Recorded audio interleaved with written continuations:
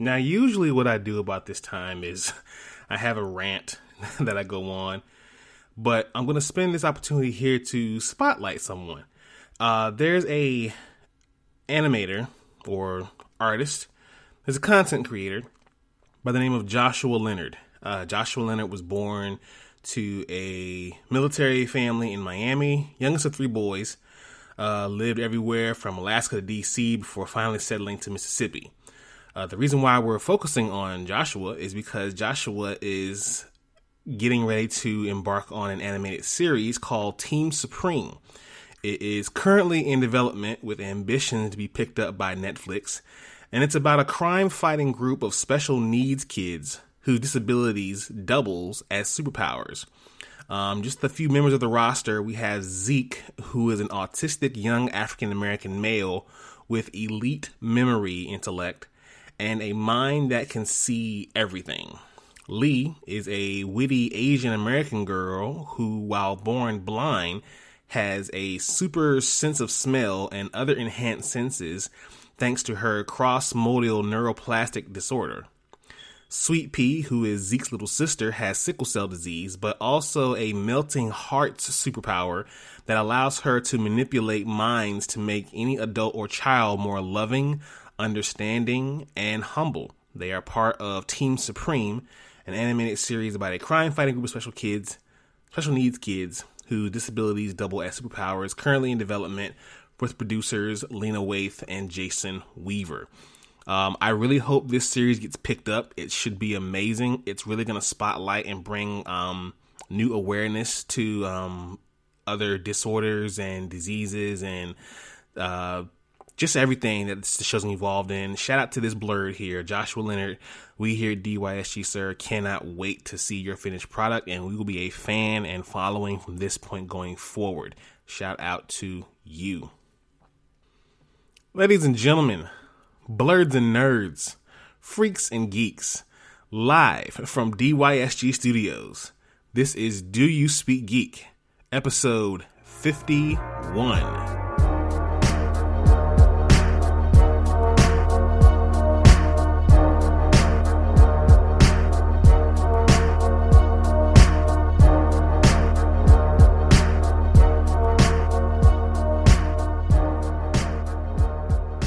What's going on, everybody? Shout out to y'all. Hope y'all had a good week. I've had a pretty good week so far. Welcome to Do You Speak Geek? I am your host, Nix. Thanks to everyone who has been listening thus far. And if you are new to the podcast, welcome 100 times welcome. Please be sure to check out the previous episodes and all other episodes on Spreaker. Spreaker is the home team where you can download and view and listen to all the episodes of Do You Speak Geek. Please be sure to go there and subscribe, like, and leave comments. I want to know what you guys are thinking out there. Also, other major podcast outlets like Apple Podcast and Google Podcast, iHeartRadio, Spotify, Stitcher. We're kind of everywhere. So check us out there wherever you have that opportunity to listen to your podcast. DoYouSpeakGeek.com, the central hub for everything DYSG. Please be sure to check us out there. Follow us on the social medias, Facebook at DYSGFB, Twitter at DYSG_tweets, and Instagram at Do You Speak Geek. YouTube is the only place where you can find the Dono and Daddy Show. Please be sure to subscribe, like, Hulk, smash that bell for all notifications, and leave your comments. We want to know what you guys think. Be sure when you guys are viewing us, hit that thumbs up, like those videos. It really helps the channel when you do that. Nothing really big this week. Nothing really huge happened this week, I would say that. So we're just going to jump right into my favorite portion of the show. Y'all already know what it is. Source Wall. Man, you come right out of a comic book. Behold the Source Wall. Can you read, my son? Well, that depends. There is nothing wrong with reading a story and looking at the pictures. Enough said, my man Stan. Let's get right into it. The pull list this week, we have Rorschach number 1.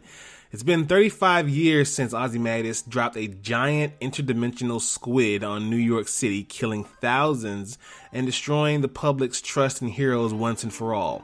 And since that time, one figure in a fedora, mask, and trench coat has become a divisive cultural icon. So what does it mean when Rorschach reappears as an assassin trying to kill a candidate running against President Robert Redford?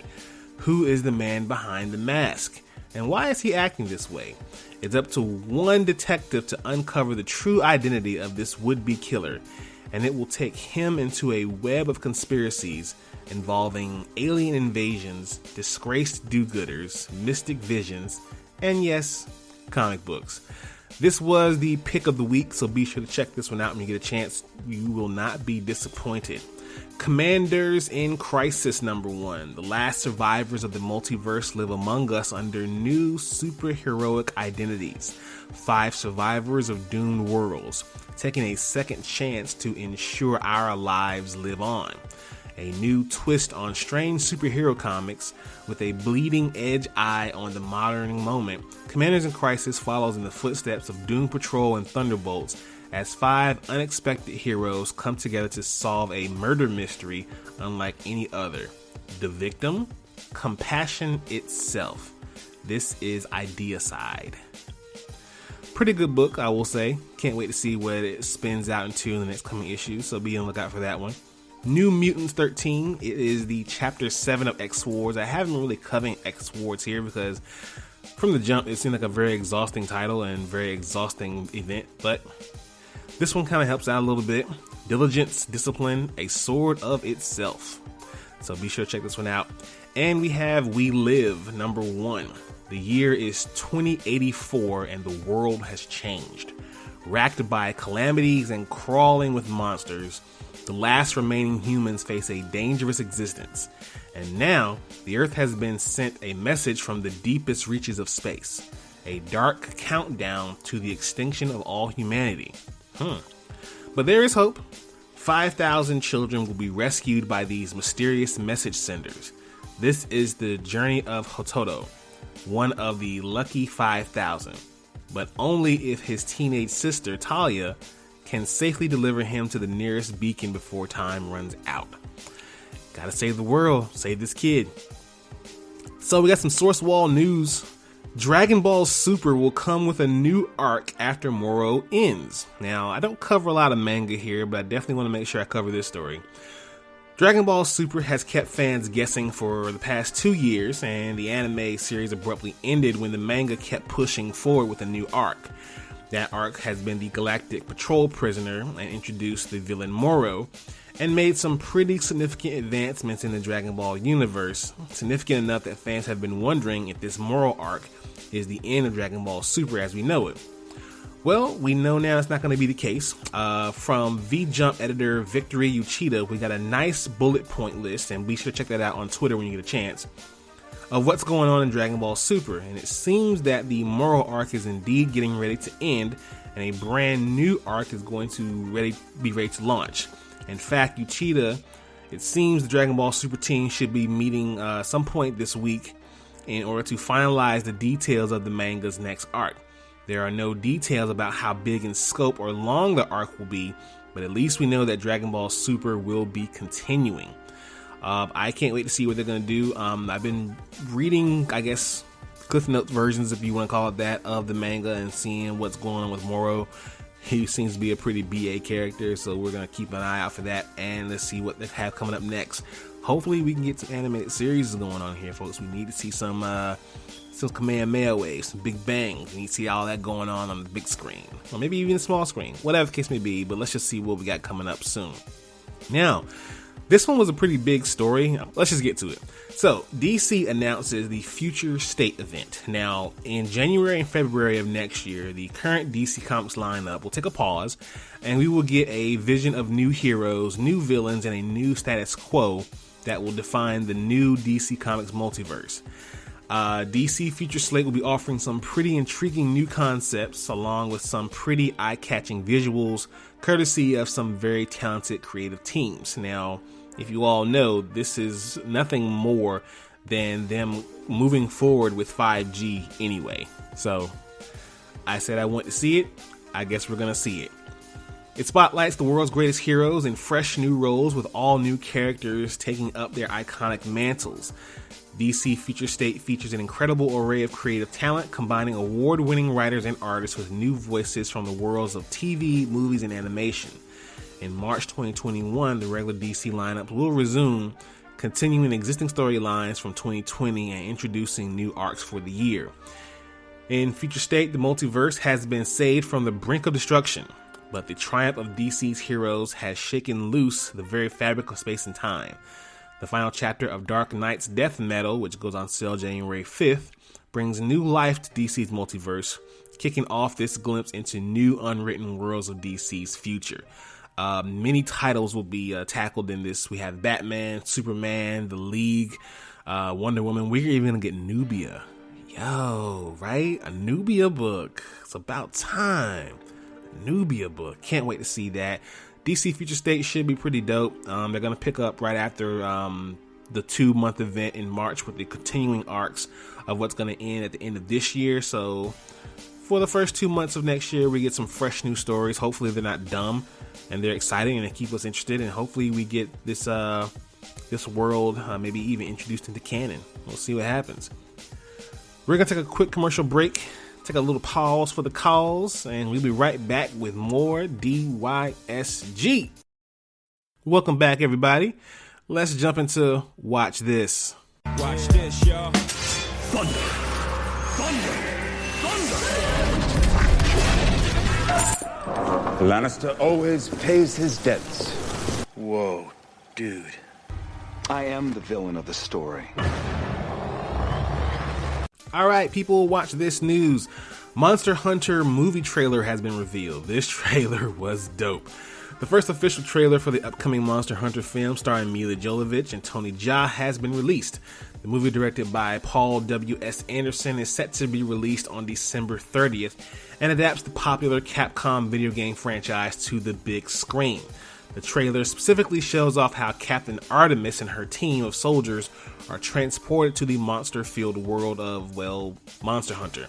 The crux of the film seems to be the gateway to the Earth they came from, needing to be closed to prevent the monsters from getting through, and it looks as if Artemis and the rest will need to use some classic Monster Hunter weaponry to take on big critters like the famous Rathalos. This is going to be fire. I can't wait to see this movie. It's going to be dope. Moving on. So, Tatiana Mansley has denied that she has been cast as She-Hulk. Kind of weird, right? So, while speaking to the Sudbury Star to promote her new film, Mansley claimed that she won't be playing Jennifer Walters at all. Her quote is, "That actually isn't a real thing, and it's like a press release that's gotten out of hand," Mansley said. "It's totally not. I've been connected to these things in the past, and the press has gotten onto it, but it's actually not a thing. Unfortunately, I don't know how these things get. I don't know. You know better. I have no idea."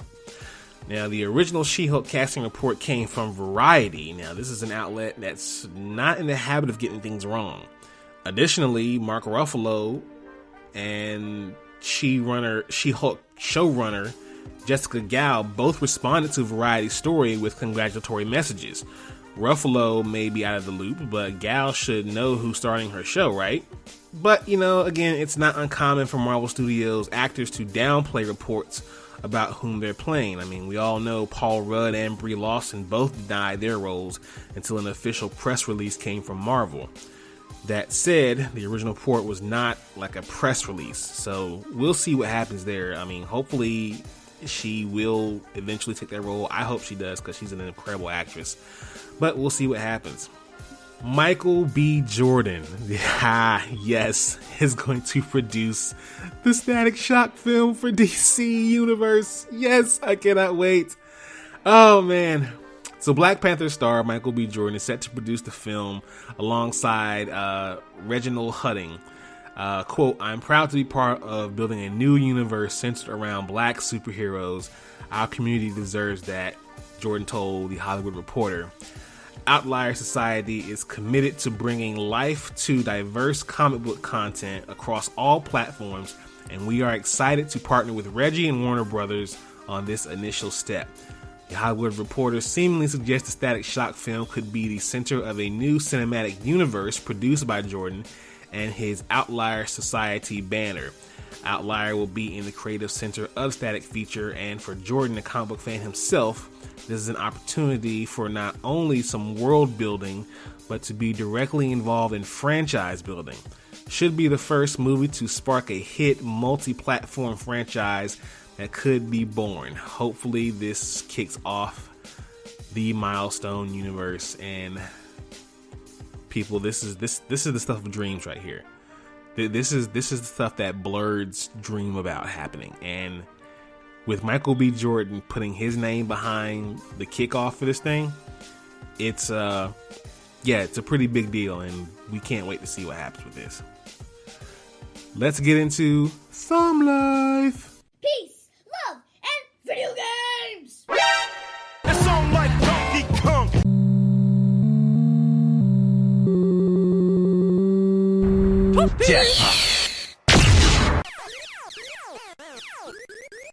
That man is playing Galaga.